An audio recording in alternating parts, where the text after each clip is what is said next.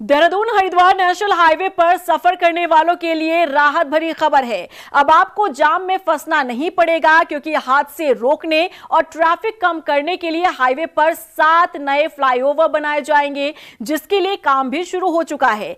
Flyover बनने से कैसे होगा आपका सफर सुहाना, देखिए इस रिपोर्ट में। यात्रियों के लिए बड़ी खुशखबरी, अब नहीं झेलना पड़ेगा जाम का जाम। देहरादून हरिद्वार नेशनल हाईवे पर सफर होगा सुहाना। हाईवे पर बनेंगे 7 नए flyover. Dehradun Haridwar national highway पर सफर करने वाले यात्रियों के लिए राहत भरी खबर है। इस हाईवे पर सड़क हादसे रोकने के लिए 319 करोड़ की लागत से रोड सेफ्टी के बड़े काम शुरू हो गए हैं। हाईवे पर 7 नए फ्लाईओवर के साथ ही सर्विस लेन और फुट ओवर ब्रिज भी बनाए जाने हैं।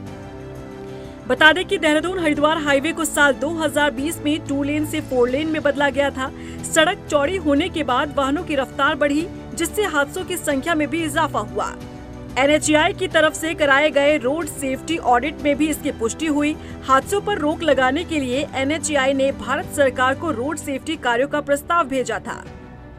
सरकार से मंजूरी मिलने के बाद निर्माण कार्य शुरू कर दिया गया है। मियांवाला फ्लाईओवर, जीवनगढ़, छिदरवाला समेत कई स्थानों पर काम चल रहा है।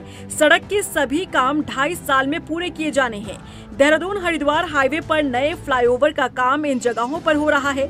इसमें पहला जाखन पुल के पास, दूसरा जीवनगढ़ क्षेत्र में, तीसरा मियांवाला में, चौथा छिदरवाला में, 5वां रायवाला में। इस प्रोजेक्ट के तहत मियांवाला से लेकर नकरौंदा तक करीब 2.25 किलोमीटर लंबा फ्लाईओवर बनाया जाएगा।